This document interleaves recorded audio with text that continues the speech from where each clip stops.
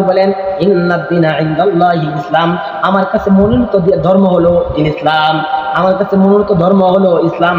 তাহলে প্রশ্ন আসে, আরো তো ধর্ম আছে, ওইটা কি আল্লাহ রাব্বুল আলামিন মনোনয়ন পত্র দেয় নাই? আমাদের দেশের মধ্যে নির্বাচন হয়, যেই নির্বাচন যেই দলকে সরকারের নিবন্ধন দেয়, মনোনীত করে, সে বলে সরকারের মনোনীত অমুক দলের মনোনীত প্রার্থী। যেই দল থেকে কোনো সরকারি নমিনেশন দেয় না, তখন সে স্বতন্ত্র থেকে নির্বাচন করে। তাহলে আমাদের ধর্ম আল্লাহর কাছে বলতেছে ইন্নাদ-দীনা ইনদাল্লাহিল ইসলাম, আমার কাছে ধর্ম হলো দিন ইসলাম, মনোনীত ধর্ম হলো দিন ইসলাম। তাহলে অন্য ধর্ম দিয়ে আসে স্বতন্ত্র ধর্ম। আমাদের দেশের সিস্টেম হলো, যারা অন্য স্বতন্ত্র প্রার্থী হয়, তারা নির্বাচন যদি জয়ী হয়, তারা কিন্তু সরকারের সুযোগ সুবিধা পায়, যেহেতু স্বতন্ত্রভাবে হইলে তো পাশ করছে। তাহলে যারা অন্য ধর্ম আছে, স্বতন্ত্র ধর্ম আছে, তারাও যদি তারা ইবাদত করে, তারাও কি জান্নাত যেতে পারবে নাকি? আল্লাহ রাব্বুল আলামিন বলেন না না, ওয়া মান ইয়াবতাগি গায়রাল ইসলামি দীনান, আল্লাহ তাআলা বলেন যারা আমার এই ইসলাম ধর্ম, ওয়া মান ইয়াবতাগি গায়রাল ইসলামি দীনান ফালা ইউকবালা মিনহু, যারা আমার ইসলাম ধর্মকে মানবে না, অন্য ধর্মের উপরে সে থাকবে, তাদেরকে আল্লাহ রাব্বুল আলামিন ফালা ইউকবালা মিনহু, তাদের এই ধর্মকে আল্লাহ রাব্বুল আলামিন গ্রহণযোগ্যতা দিবেন না। তাহলে দুনিয়ার সিস্টেমে একজন মনোনয়নপত্র পাইছে না, ইহা স্বতন্ত্র থেকে দাঁড়াইয়া নির্বাচন করিয়া এমপি মন্ত্রী হইতে পারে, সে একটা পদ পাইতে পারে, সরকার থেকে সে সরকারি সুযোগ সুবিধা পাইবে। কিন্তু ধর্মের ব্যাপারে ইসলাম ধর্ম আল্লাহর কাছে মনোনীত ধর্ম, অন্য ধর্ম যেগুলা স্বতন্ত্র ধর্ম নিজেরা বানাইছে, কিন্তু আল্লাহ রাব্বুল আলামিন এই ধর্মের স্বীকৃতি দিবেন না। আল্লাহ তাআলা এই ধর্মের স্বীকৃতি দিবেন না। এই জন্য যারা অন্য ধর্ম পালন করে, আল্লাহর পক্ষ থেকে এগুলো স্বীকৃতি নাই, এই ধর্ম তাকে নাজাত দিবে না, এই ধর্ম তাকে নাজাত দিবে না। এই জন্য এই ধর্মকে মানতে হবে। আল্লাহ রাসূল সাল্লাল্লাহু আলাইহি ওয়াসাল্লামের ব্যাপারে আল্লাহ তাআলা বলতেছেন, তাহলে কোরআনে বলছে আমরা যদি এই মতবিরোধ দেখি, আল্লাহ রাসূল সাল্লাল্লাহু আলাইহি ওয়াসাল্লাম বলছেন এমন একটা জামানা আসবে, যে জামানার মধ্যে অনেক মতবিরোধ দেখবা। দেখেন না, একজন যদি একটা মাসআলা দেয়, তাহলে বলে এই হুজুর বলে একবার, সেই হুজুর বলে আরেকবার, আমরা তাই বলবো না। এই হুজুর বলে এক ফতোয়া, আরেক হুজুর বলে আরেক ফতোয়া, তাহলে আমরা যাবো কোন হতে?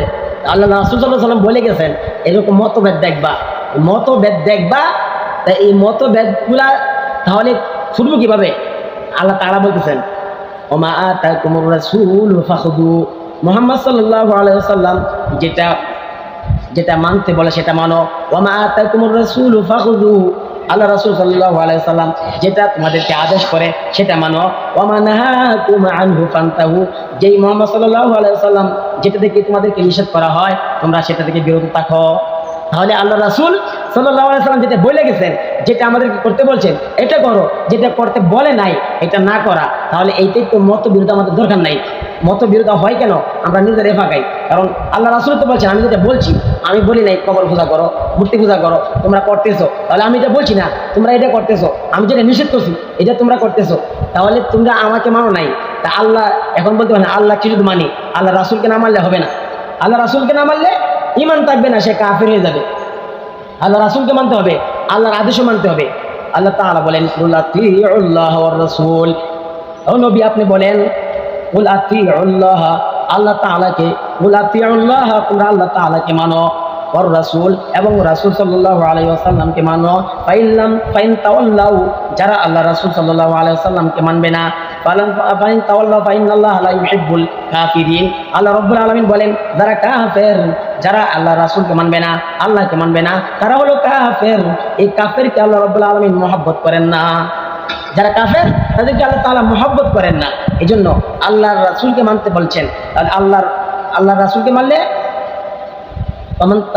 আল্লাহ রাসূলকে মানলে তাহলে আল্লাহকে মানা হলো, আল্লাহ রাসূলকে মানলে আল্লাহকে মানা হলো। এবং আল্লাহ রাসূলও নিজ থেকে কিছু বলেন না, যেটা কোরআন এটা ওয়াহি মাকতুব, এবং ওয়াহি গায়রে মাকতুব হইছে আল্লাহ রাসূল সাল্লাল্লাহু আলাইহি ওয়াসাল্লাম যে হাদিস, কোরআনও মানতে হবে, হাদিসও মানতে হবে। কোরআন মানা এবং হাদিস মানা, হাদিস কেমনে মানবো, কেন মানবো? শুধু কোরআনের মানলে হবে নাকি?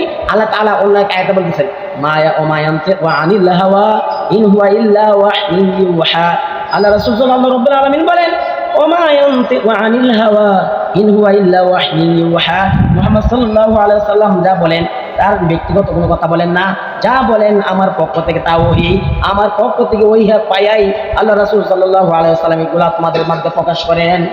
তাহলে আল্লাহ রাসূলের কথাগুলো আল্লাহর পক্ষ থেকে ওহী, আল্লাহ রাসূল নিজের পক্ষ থেকে কোনো কথা বলেন না। তাহলে আল্লাহকে মানতে হবে, আল্লাহ রাসূলকে মানতে হবে। তা আল্লাহকে মানা, আল্লাহ রাসূলকে মানা, ওয়া আতিউল্লাহ ওয়ার রাসূল, তোমরা আল্লাহকে মানো এবং রাসূলকে মানো। তা আল্লাহকে মানতে হবে, রাসূলকেও মানতে হবে। তাহলে এই বেদাতগুলা কেন হয়? আল্লাহ রাসূল তো বলে গেছেন, আমি যেটা আল্লাহ তাআলা যেটা বলছে ওমা আতাকুম রাসূল ফাখুযু ওমা নাহাকুম আনহু ফান্তাহু,